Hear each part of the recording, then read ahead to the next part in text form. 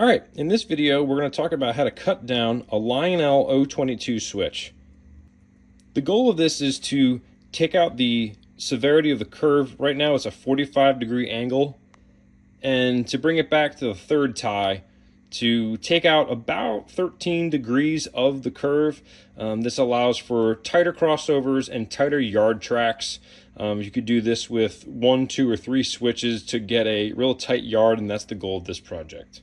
All right, so obviously you're going to need a switch. This switch came in a 3-pack of exactly what I needed for my yard: 2 right-hand switches and a left-hand switch. There's 2 that were more old school post-war switches, and they're made with a material called Bakelite, and the material is very hard to drill through. We'll talk a little bit more about that later. I've already done this process on 2 other switches.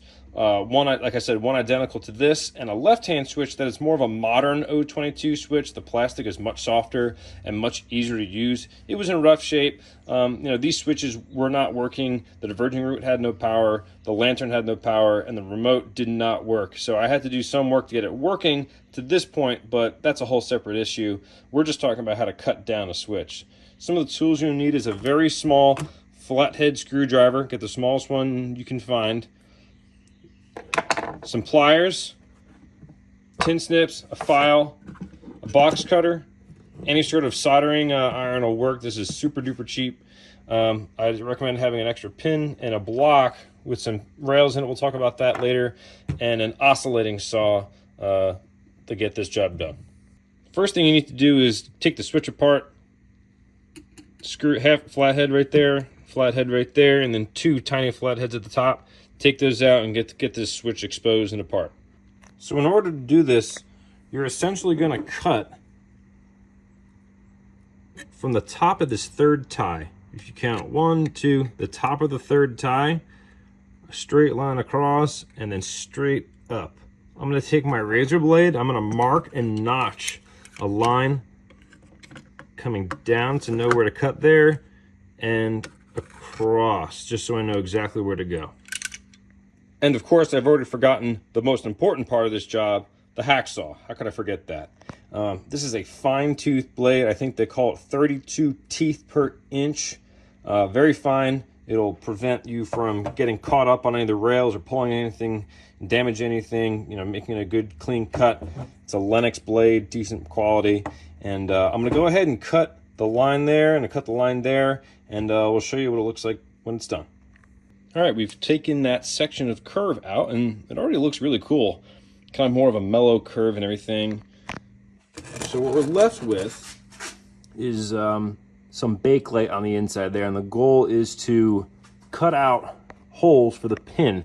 That's where this pin's going to come in handy. We're going to figure out how deep we need to go with a drill bit, although I'm not going to use a drill bit. There were some guys online that would take this little block of wood, notch the wood, and you would clamp that down real tight and you would drill it out, but the drill bit kept wandering. So what I'm going to do is I'm going to remove the rails. And that's easy because on the back side, there's just some clips that you have to bend back. We're going to use our little needle nose pliers to get those out of there. Oop, and there's some solder broken right there, so we're going to have to resolder that as well. So I'm going to bend these clips out, all 3 of them, and we're going to remove all the tracks. And then we're going to see how much material we need to move or remove.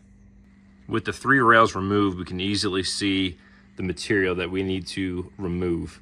I find this just much easier than taking a drill bit and guessing and it having the drill bit wander on you. Here, we know exactly how deep we're going to go. We're going to take our little pin, kind of estimate halfway. You get an idea of how deep you need to go with that on that rail and on that rail. And on this outside rail, that's our derailing rail. So we're going to grab a fiber pin and see how far down we need to go. So it's kind of hard to do with its 2 hands, but I'm going to, with a razor blade, just notch how deep this cut needs to be, just so I know where I need to go. And just generally, you have an idea of how far down you need to go. With a drill bit, I found that the bit kept wandering down and down and down, and I was left with this giant cavity. You really only want to take off, you don't necessarily want to go to that flat line. You want to go like just a smidge above that. So I think with that oscillating tool, I can really figure out where I would go. I would I would use a Dremel, but my Dremel is currently out of order. I need to get a new one. So the oscillating tool works just fine. Just go slow, be careful, and only take a little bit of time. Always come back, double check with your pin and with your derailing fire pin and make sure that everything is going the way you want it to go. All right, so we're done using the oscillating tool. I could have used the Dremel, would have been a little more accurate, but essentially I cut it down and just kind of go sideways, go real slowly, take off a little material at a time. There's a little bit of a channel, a little bit of a U-shaped channel in the middle to accept the pin. And just take your time, go slow, and I keep the pin, put the pin in there just to kind of whoop, just to double check to make sure everything's like sitting flush. I like the way that sits in there now. Same thing with the middle post, and then try again with the derailing feature. Again, I like this a lot more than using a drill bit. The drill bit was just walking around, and I ended up taking the rails off anyways to fix the mess the drill bit made. I like this way much better. So basically, we're all the way done. We just need to reassemble. So reverse order, we're going to put the rails back on. Then once the rails are on, you need to turn it over. We have to resolder the inside rail. We have to just clip on the center rail, and then the outside derailing rail will need to be resoldered, but we saw that earlier. Okay, now this next step is completely optional, but I like to do it just because I like to do things to completion. Some people say that if you're doing a permanent layout, you don't need this bottom metal plate, and bottom metal plates are really only if you're running on carpet, some sort of other material. You really don't want the electrics on the back touching, but I'm just going to go ahead and cut the metal since I've already cut the metal. Sorry, cut the switch. What I'm gonna do is I'm gonna scribe a line just where I made the first cuts, and then I'm gonna take my tin snips, cut along that line. It's pretty easy. This metal is pretty thin. Then just take a file and clean up any of the burrs, and we'll be ready to put the whole switch back together. All right, the metal's been cut. I think that's about everything. I think we're ready to go ahead and install this thing or completely reassemble it. We're going to put the switch machine on the left side so that way we can get that tight yard rails, and we'll show that once we get back inside. So that wraps up this video. As you can see, I've got those 3 switches modified, and they look great.